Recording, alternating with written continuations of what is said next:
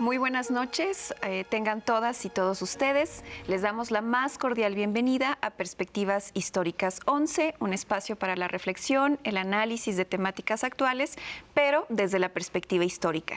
En esta ocasión, de nueva cuenta, me acompañan, bueno, como siempre, Felipe, bienvenido. Hola, Magali, muchísimo gusto. Y nos acompaña de nueva cuenta Rafael Barajas. Muchas gracias por la invitación. Bueno, el hecho de que siga acá Rafael es porque seguimos hablando de prensa de oposición y libertad de expresión en la historia de México, un tema, como ya habíamos dicho en el programa pasado, de bastante actualidad, y para ello les vamos a invitar a ver esta cápsula. La libertad de imprenta fue un tema recurrente entre quienes abanderaron el movimiento precursor de la Revolución Mexicana. Escritores, periodistas y activistas políticos liberales que experimentaron la persecución y la represión de las autoridades porfiristas. Cuando llegó al poder Francisco I. Madero, líder de la Revolución de 1910, una de las demandas revolucionarias fue la libertad de imprenta y de expresión.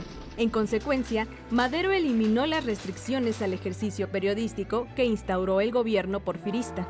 No obstante, el presidente fue producto inmediato del escrutinio, la sorna y el linchamiento mediático desde que llegó al poder. Esto, en parte, se debió a que existía desde los tiempos de Díaz una convivencia entre los grandes medios de comunicación y el Estado, aspecto que no fue exclusivo de México, sino que forma parte de las transformaciones que vivió el periodismo moderno. Por un lado, una prensa ligada a las oligarquías y al poder. Por el otro, una prensa crítica continuamente perseguida. Bien, regresamos para seguir discutiendo sobre el tema de prensa de oposición y libertad de expresión. Felipe, ¿cómo podemos definir o de alguna manera qué significaba para los activistas, los periodistas hablar de libertad de imprenta, de libertad de expresión en ese momento tan particular que es finales del siglo XIX, principios del siglo XX, en el marco de lo que sería la Revolución Mexicana? La libertad de imprenta y de expresión, Magali, es un derecho fundamental porque es un derecho que se conquista con las grandes revoluciones de finales del 18, la Revolución de Independencia de los Estados Unidos, la Gran Revolución Francesa, que se consolida en los años posteriores y que va junto con toda una serie de libertades que se consagran como derechos constitucionales y que se expresan en la Declaración de los Derechos del Hombre y del Ciudadano, y que es hecha suya por todos los que escriben, los que piensan, los que educan, que consideran que es un derecho irrenunciable, es un derecho natural al que se accede después de una larga lucha histórica por conseguirlo y por plasmarlo en la Constitución y en las leyes.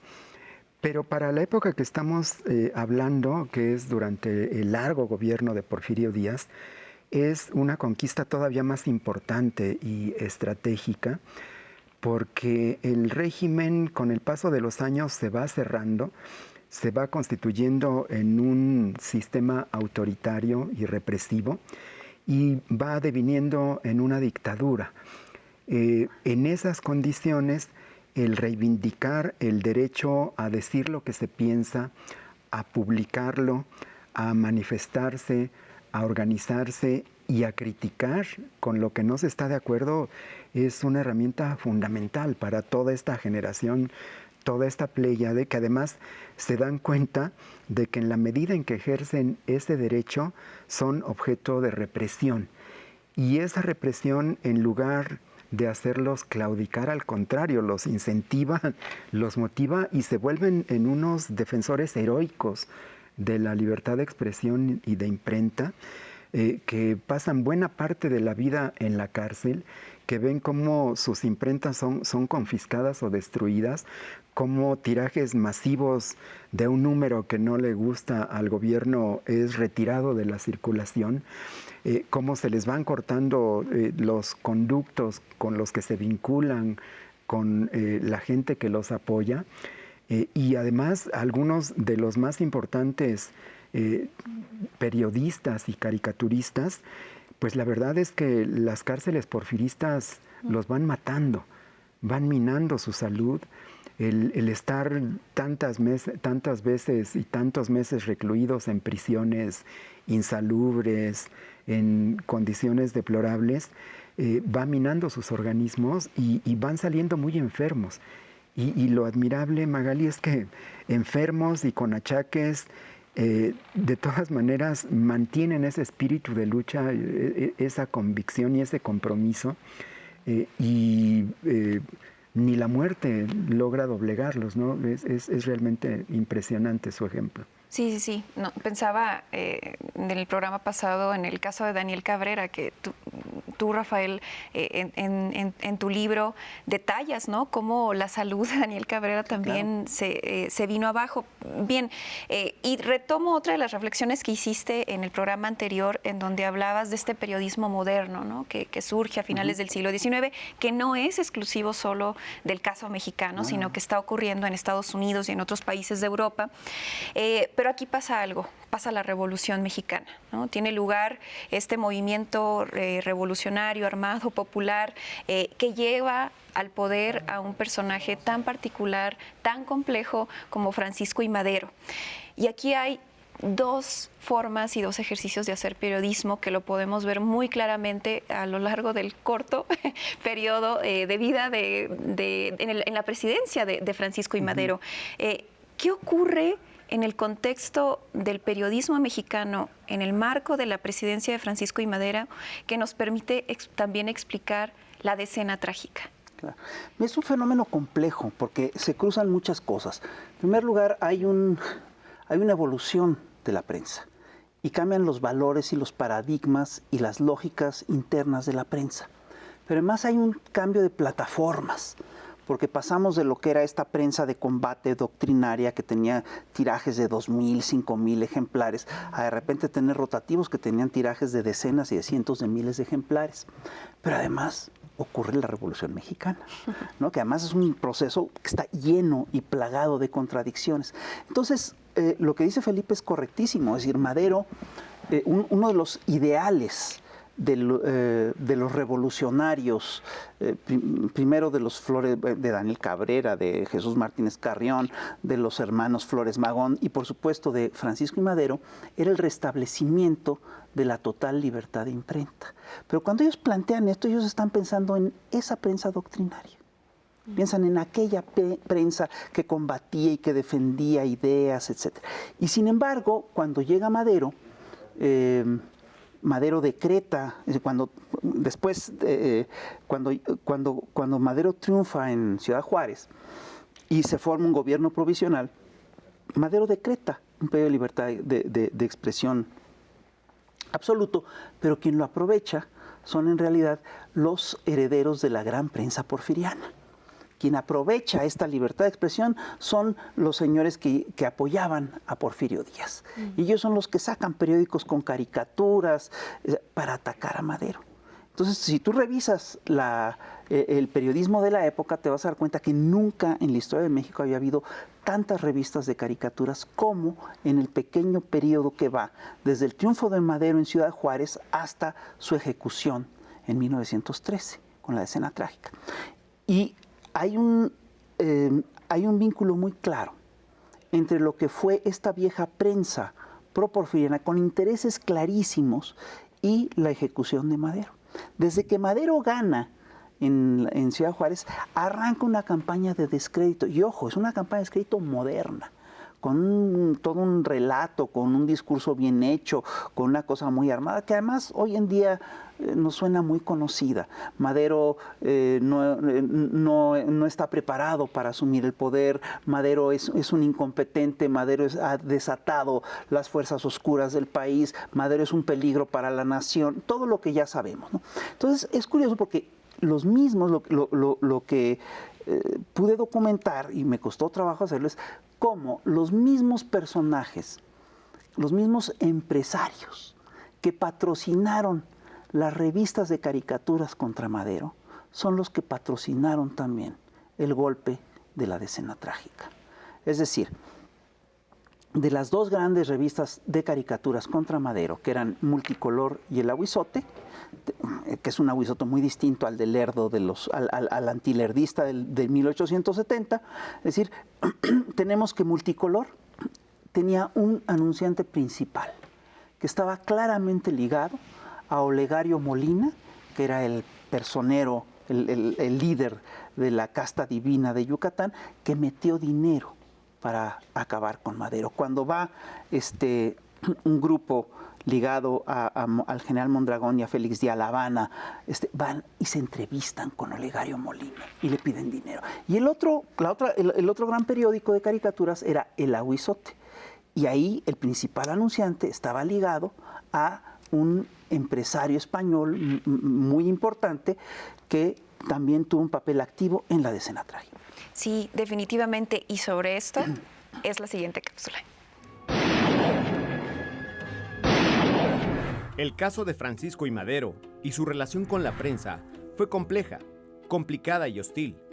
Las acciones emprendidas por periodistas intelectuales en contra de Madero y lo que representaba, movilizaron a sectores de la élite económica y política porfirista, quienes contaban con los recursos financieros para promover una campaña de desprestigio y difamación contra el revolucionario.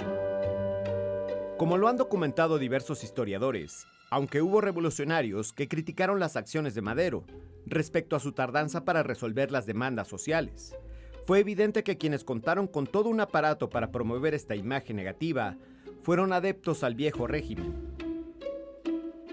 Definitivamente no ayudaron las contradicciones del proyecto maderista. Su empeño en conciliar los intereses de los propietarios con las demandas populares sin alterar el status quo. Esa conciliación era imposible, como se comprobaría trágicamente meses después. Sin lugar a dudas, la decena trágica, es decir, el golpe de Estado y el asesinato del presidente Francisco I. Madero y el vicepresidente José María Pino Suárez en 1913, fue el desenlace de una campaña mediática que contribuyó a consolidar un imaginario entre ciertos sectores de la sociedad de que era posible el golpe y el magnicidio.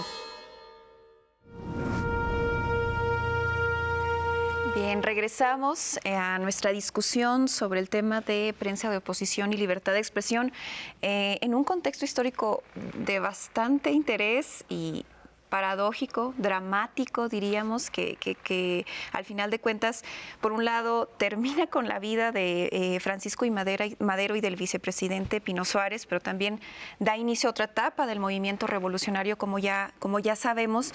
Pero me quisiera regresar, quería comentar el asunto de no solo es un escarnio hacia, digamos, el ejercicio político, hacia el físico. O sea, si ahorita estuviéramos viendo esto que ocurrió en el caso de Madero, ya estuviéramos hablándole a CONAPRED, ¿no? Por ejemplo. Sí, claro. Estamos hablando de discriminación por condición física, en fin, hay muchos aspectos que valdría la pena analizar desde la cuestión de género, en fin, hay muchas cosas que hacer al respecto.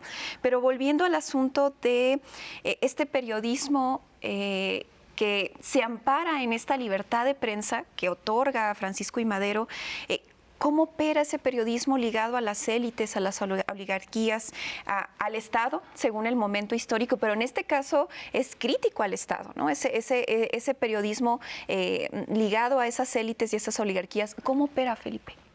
Es un vínculo muy transparente el que se advierte en la prensa de la época, porque desde que Madero toma posesión, y en sus primeros meses, la prensa sigue día a día la actividad presidencial y cada vez lo va criticando más y cada vez lo va evidenciando como un mal gobernante y cada vez lo va poniendo como alguien que no garantiza la estabilidad política, el buen rumbo de los negocios, que es incapaz incluso de controlar a muchos de sus seguidores porque la coalición maderista pronto se desgaja. El régimen maderista es un régimen muy complejo porque muy pronto Madero se va quedando solo y ve cómo se provoca una ruptura entre su ala más radical, su ala más popular, más plebeya, y cómo dentro de sus filas más cercanas que lo acompañaron en el periodo antirreeleccionista, también comienzan a aparecer ambiciones, particularmente el pleito con los hermanos Vázquez Gómez es por conservar el poder y tiene también una explicación política, pero es sobre todo un pleito por el poder. Y estas divisiones, estas rupturas en el maderismo son aprovechadas por sus opositores y particularmente por la prensa, que las magnifica. Madero es un gobierno efímero de 15 meses que combate a 4 rebeliones armadas, 2 que se organizan desde la derecha, desde los altos mandos militares, encabezadas por Félix Díaz y por Bernardo Reyes, que son desactivadas con relativa facilidad. Pero ocurren 2 rebeliones que vienen desde la izquierda y que tienen un contenido y un carácter mucho más popular, que es la Gran Rebelión de Pascual Orozco y la de Emiliano Zapata. El maderismo logra acabar con la rebelión de Pascual Orozco con muchísimo trabajo, pero queda debilitado. Y no puede acabar con la rebelión de Emiliano Zapata. Todo el gobierno de Madero, el zapatismo no solamente no es acabado, sino que se fortalece y se extiende. Bueno, estas rebeliones son utilizadas desde la prensa antimaderista como ejemplos de lo mal gobernante que es Madero, de su incapacidad para dar tranquilidad y paz al país. Y van construyendo un discurso y una narrativa de que Madero tiene que ser sustituido.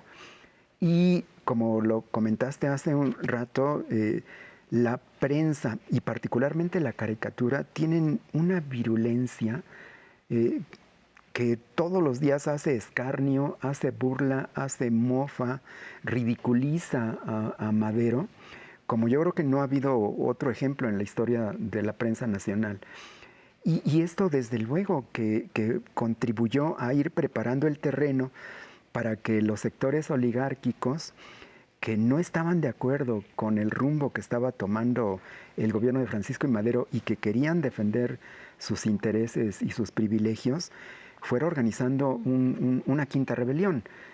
Un quinto golpe militar que ese sí tuvo efectos y sí logró derrocar a Francisco I. Madero, pero que no se entiende si no es a través de toda esta preparación cotidiana que fueron haciendo los grupos antimaderistas y particularmente la prensa antimaderista. Rafael, es evidente que Madero era un personaje complejo y sobre todo explicar digamos, su llegada a la presidencia, esos 15 meses, ¿no?, gobernando, también es muy complejo, ¿no? Hay una serie de descripciones, tanto historiográficas como del momento, que, digamos, contribuyen a crear un imaginario, ¿no?, de Madero, en donde, pues sí había una incompetencia, pero también quizá una forma de no entender el momento, no lo sé. ¿Cómo podemos explicar a Madero a la sazón de todo lo que está ocurriendo respecto a la prensa? Mira, yo creo que es un periodo lleno de contradicciones, es un periodo muy complejo. Y una de las cosas que definen todas estas contradicciones es el hecho de que es un periodo de transición. A Madero le toca vivir lo que se conoce como un periodo de dualidad de poderes. Es decir, hay que entender, ahorita que hablábamos de la prensa, ustedes decían, bueno, es una prensa antimaderista, al final de cuentas critica al régimen. No, la prensa antimaderista critica al gobierno, pero defiende a un régimen. Es decir, es una cosa muy complicada y que tiene que ver con la relación compleja que existe entre gobierno y régimen, entre Estado y administración, ¿no? Entonces, lo que yo entiendo, pues, es que Madero es un hombre efectivamente cargado de contradicciones, está encabezando, de hecho, la primera revolución social de la historia.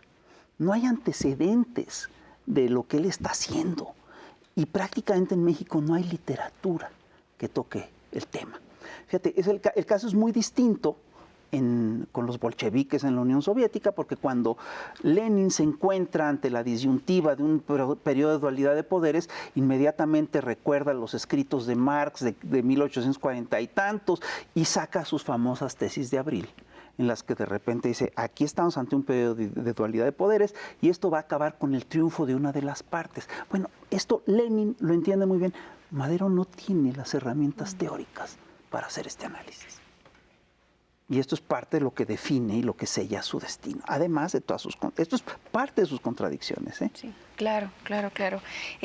Felipe, y sobre todo para entender, digamos, esta prensa, ¿no?, que es virulenta hacia Madero a través no solo de quizá de escritos, lo más interesante es la caricatura y que lo has estudiado bastante profundamente, diría yo, Rafael. ¿Cómo podemos definirlo? ¿Es un ejercicio del periodismo con excesos, antiéticos? ¿Cómo podemos definir ese periodismo que yo creo que no está muerto, ¿no? Pues no, es una prensa, un periodismo y un ejercicio de la sátira política vil, yo creo que deleznable, ¿no? Creo que rompieron todas las barreras éticas. Hay evidentemente un intento golpista, un intento por minar la legitimidad de un gobierno legítimo, un gobierno que había ganado en las urnas y que había arrasado en los comicios, y que trata de presentar una información completamente sesgada, pero además de mentir. Si uno revisa la prensa de esos meses tan difíciles, es una prensa mentirosa.